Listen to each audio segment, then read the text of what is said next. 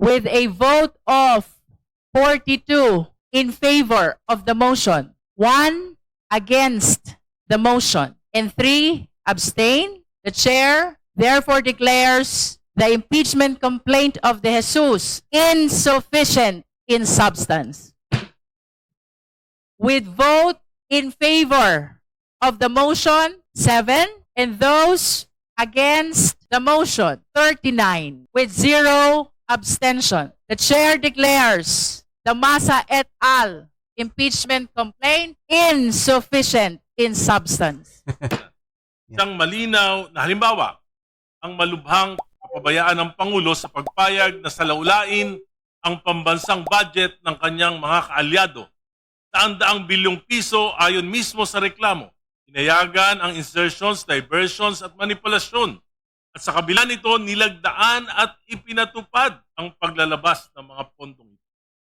Ayon sa reklamo, pinahintulutan at nilaglaan ng Pangulo ang paglalabas ng bilyong pisong unprogrammed and appropriations, mga pondong walang tiyak na pinanggagalingan na ginamit umano sa ghost projects, substandard infrastructure projects, at maanumalyang flood control.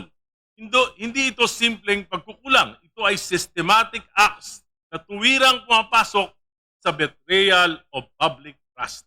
Ang reklamo rin ay malinaw na nagsasaad na pinayagan ng Pangulo ang paggamit at pag-divert ng pondo mula sa PhilHealth, PDIC at Foreign Assisted Projects Appropriations na nagdulot ng malalaking pagkaantala sa mga flagship projects ng ating bansa.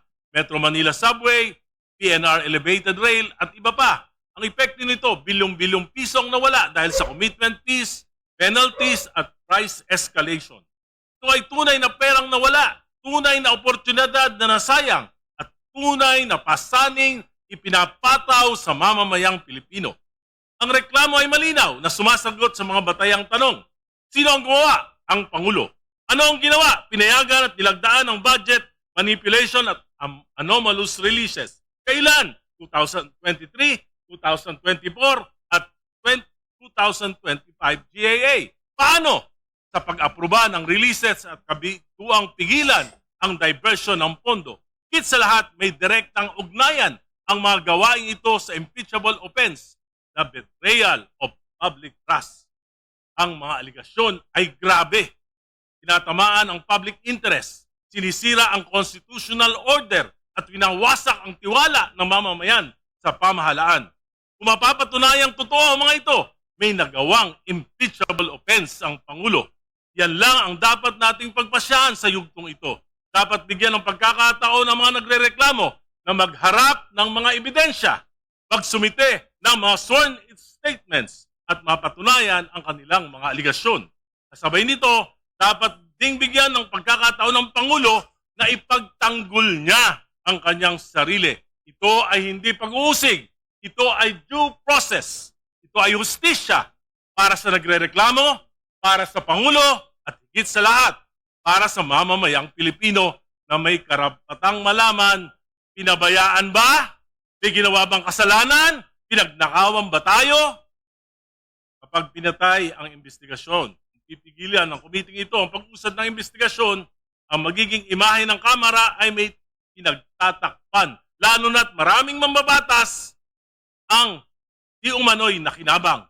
Maraming distrito ang biglang nagkaroon ng mga bilyong-bilyong alokasyon. At marami sa mga ito ay napunta sa mga flood control projects. Kung pipigilan natin ito, baka tayo mismo ay husgahan ng bayan bilang kasabwat sa pagtatakip sa katotohanan. Lalo pang magpapabagsak sa tiwala sa gobyerno, pagpapahina ng ekonomiya, pagpapalayas ng investors, pagpapawala ng trabaho, at magpapalalim ng kahirapan. At sa susunod na tagulan, sa bawat baha, sa bawat dilubyo, sa bawat buhay na malalagas, tayo ang sisingilin ng mamamayan. Madam Chair, hindi natin dapat katakutan ang katotohanan. Dapat natin katakutan ay yung pagtatakip.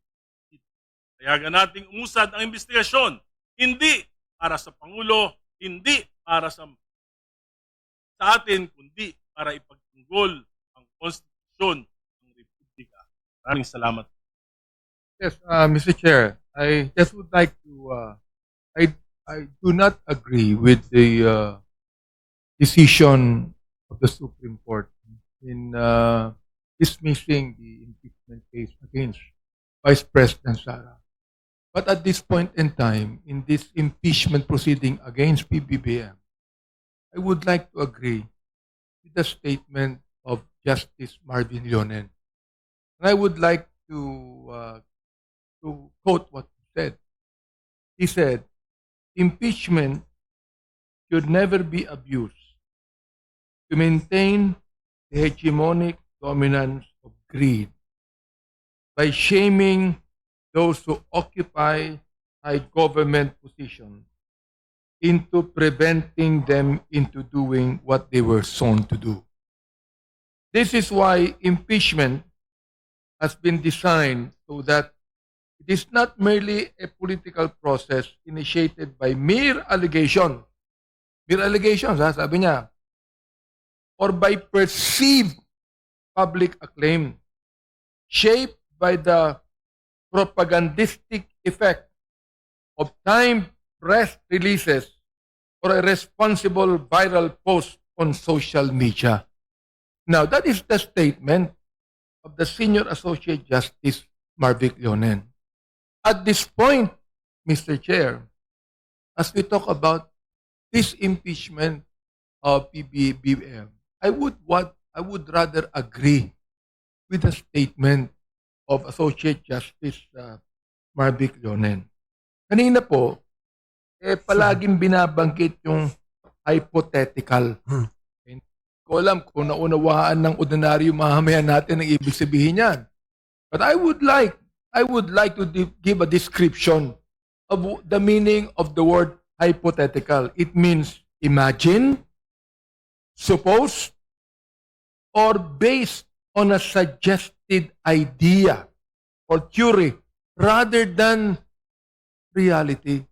Therefore, as I conclude, Mr. Chair, this discussion today, naniniwala po ako, all charges given here are speculative.